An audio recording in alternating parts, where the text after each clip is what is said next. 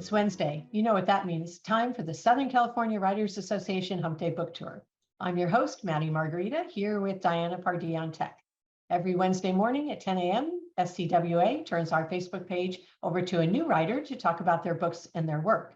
This morning, we are thrilled to have with us Tina de Bellegarde. Did I say that right? You did. Thank you. I love the name. Tina writes the Batavia-on-Hudson Mysteries. The first book in the series, Winter Witness, was nominated for an Agatha Award, a Silver Falchion Award, and a CIBA Mystery and Mayhem Award. But no pressure. Dead Man's Leap was her second book in the series, was released in April of this year. Reviewers have called Tina the Louise Penny of the Catskills. Again, no pressure. And her short story, Tokyo Stranger, which appeared in When a Stranger Comes to Town, edited by Michael Koryta, was nominated for a Derringer Award. Tina also writes short stories and flash fiction. She lives in Catskill, Catskill. Why can't I say that singular? Catskill, not Catskill. New York, with her husband Dennis and their cat Shelby, where they tend bees and harvest shiitake mushrooms. She winters in South Florida and travels to Japan often to visit her son. Welcome, Tina. Well, thank you so much, Maddie. We're so excited to have you here. We love to have people from the other coast here to talk a little bit about their books and their work. So we were talking a little bit off camera about what it's like to live in Catskill, or the Catskills. And it was so interesting to hear about your lifestyle and your farm and what you do there. Can we start with that so we can introduce people to who you are? Sure. I've always had a connection to this area because my family owns a resort just around the bend, walking distance. And it's on a lake, a little dirty dancing type of resort. And I'd come up here every summer and work there. And gosh, I always loved it and always wanted to come back. So at one point, my husband and I found a little place of our own and we moved up here about 10 years ago. And I retired so I could write. He is still commuting, but we have a hobby farm. So we're really loving that. We have chickens and a rooster and beehives and a large garden, orchards with not huge orchard, but several fruit trees. And we have 300 logs of shiitake mushrooms. So yeah, we kind of keep ourselves very busy from spring till mid-autumn when we're either planting, harvesting, preserving. You know, it's a lifestyle. I think you're right. I never really thought about it that way, but it is a lifestyle. It is, and I think it's probably a great retreat from real life. Does that help your writing? Oh boy, does it. It really does. So you can't see our house from the road, and it's like this little enclave. We're just on our own. We have our main house. My husband and his brother built me a little, before she sheds were she sheds, they built me a writing cottage behind the house. And so as quiet and isolated as the house is, I leave that and take my laptop and my notes and go in the back to the cottage. And then it's only for my writing. I do nothing else in there. So as soon as I get in there, it's time to write. I have a big French door so I can see the property and the deer will walk by while I'm writing. You know, it's just you are making the entire world jealous now, Tina. It really is perfect. I don't always have the time to do it that way. Like, you know, there was a time when I had a little bit more time before I was published. When I was writing my first book, I would be able to go in there every afternoon, you know, or every morning. Now it's harder to get into the cottage to work, but when I'm in there, it's perfect. I have to say. Okay, well, let's talk about your first book, Winter Witness. So, oh, look how prepared she is. There we go. Perfect. Very, very mysterious looking. So that was your first book. So how long did that take you to write? Oh, it took me years because if I had only known how wonderful it was to take years to write a book, right? Because first I wasn't sure I could do it. And then when I was doing it and realized, oh, maybe, you know, I have something here, excuse me. So I was working on it, but you know, there's nothing to compel you to keep writing because there's no, you know, you don't have a contract, you don't have any. Fun. It's right. It's just fun. You do it when you can. And so I don't have anybody saying this is something you have to do. In fact, I'm not getting any compensation for it. I had to work, So so I took my time. I really took my time with it. And then once I finished it, I put it aside and started writing short stories because I was a nervous wreck about trying to pitch it, just like, well, what if everybody just says no, like it'll have been for nothing. So I started doing short stories, which was really good for me because those got picked up and it kind of built my confidence. And then I pushed onward with Winter Witness. And then once I got picked up, I got a 3-book contract. Wow. So all of a sudden I was facing a deadline, which was frightening.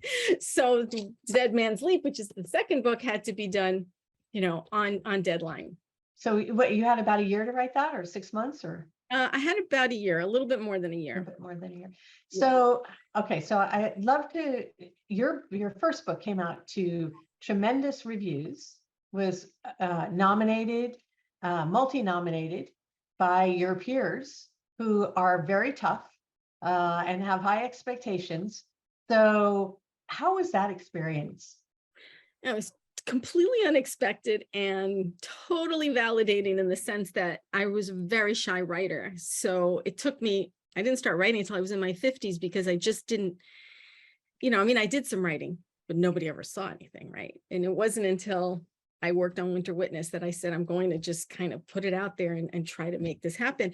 So my editor keeps saying, you have to stop being so modest. She says, you're getting recognized. There's a reason for that, but it's hard. It's really hard to put your work out there. It just is. And so getting my community to think that my work has value was everything I ever needed, And it must have felt so exciting when you started to write book 2, because there's no pressure after having a successful debut novel. When you write your sophomore novel. Right. That's right. Well, and then that. And then I took a totally different approach on top of it. So I don't know why, it just made my life more difficult. And so, yeah, it was a little bit of an issue, but not as much as I thought it would be, because I don't know. It gave me the confidence to write more comfortably and just go forward. And it didn't actually intimidate me so much. And I didn't feel like I don't need to be greedy. Like, this book doesn't need to get all the same accolades.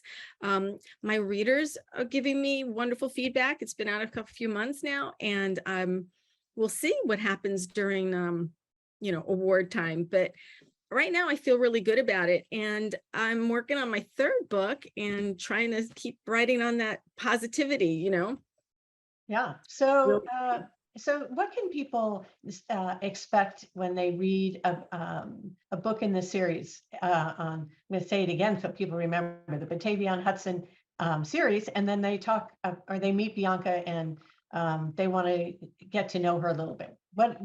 Set this up for everybody so they know what they're getting into. Sure. It's basically a village mystery. I have Bianca is a fish out of water. She's not exactly modeled after me, but it's sort of a similar trajectory, right? She comes out of the city to write in the country with her husband, and they start a hobby farm. So there is a lot of that. But the book opens and she's a recently widowed young woman. So she does need to go out on her own. And so what that does is it gives her the impetus to be part of this small community that's very tight knit and not necessarily welcoming to outsiders, but not necessarily closed off to Bianca either. And so she ends up sort of stumbling into being an amateur sleuth. She just happens to be first of all, she's good at it. She's a historian, so she's very good at solving puzzles and making connections. She's very observant, and she's from the outside, and outsiders, I think, have a good perspective. And that's what she's bringing to sleuthing. She didn't intend to, but the first book opens with an old woman, an old nun who's found dead on the side of the lake. And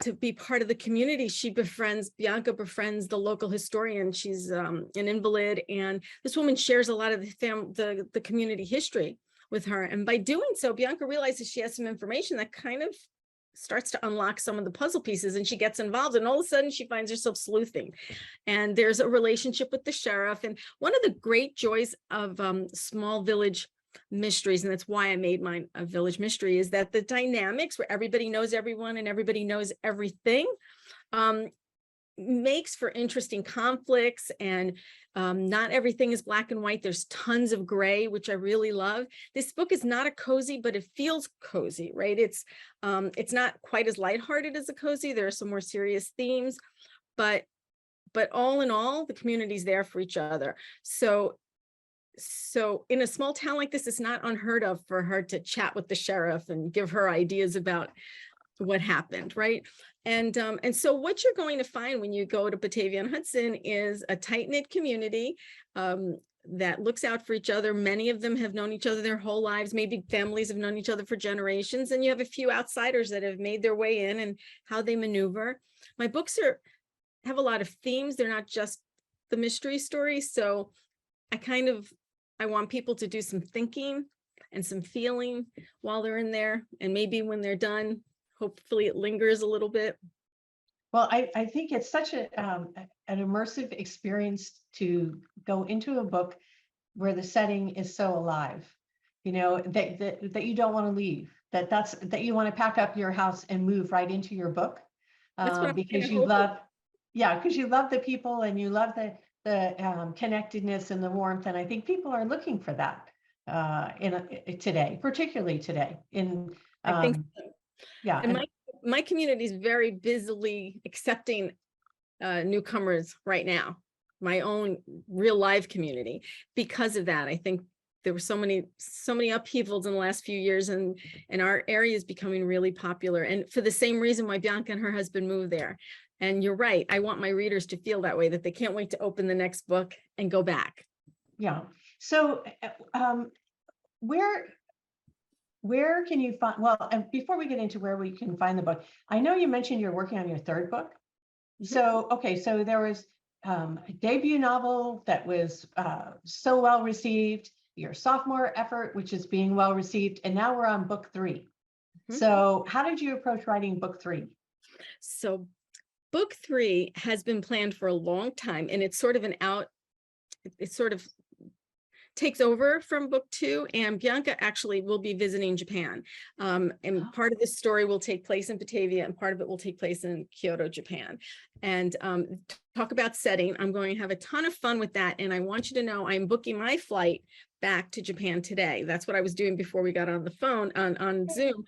So I'm really excited about that. And the idea is to take an element of that story in Dead Man's Leap and carry it into the third book, which right now is called Autumn's Embers. And my approach to that is a totally different kind of structure as well. So I have 3 books that are kind of different, but they're all tied together, and they all, center around Batavia-on-Hudson and Bianca. And I'm just going for it. I'm inspired and excited to read your books. I encourage everybody to reach out, and if you can buy Tina's book, please do. If you have a friend and you're sharing it, okay, but if you could leave a review, that would be wonderful. Writers love reviews almost as much as people buying their books, or better yet, even talking to them about their books. That's right. So if you could leave a review, that would be much appreciated. Okay, well, Tina, we hope that you'll come back when you write book 3. Thank you. I'd love it. When it's published, right? Do you have a date on that? Yeah, it's next October. It'll be out next October, 2023. Okay. All right. So you have some time to still work on it. And yeah, they gave me a little extra time so I could get myself back to Japan, because it's been 5 years. I wanted to refresh my memory. Okay. Well, we'll follow you on your, are you going to be posting on your website or pictures or on Facebook or? Absolutely. I do a lot of Instagram, and then push it out to Facebook. It'll be on my website. So I'll have all my Japan pictures will be up there. I'm hoping to do a little bit of live streaming from there too. And my website, TinaDeBellegarde.com. So you can't forget it. As long as you can spell it, you can't forget it. That's right. So we can go to Japan with you and follow along with you until the book comes out, right? Yes, absolutely. Okay. All right. Wonderful. Thank you so much for being with us. People can find your books on Amazon, Barnes and Noble. If you go to my website, TinaDeBellegarde.com, there's some links as well. And my website, sleuthsandsidekicks.com, I work with 3 other authors, and you can go there and find out what we're doing. It's fun. Okay, another mystery. I love it. Yeah. All right. Okay. Thank you so much, Tina. Thank you, everybody, for being with us this morning. Have a wonderful week. And until next Wednesday, stay safe.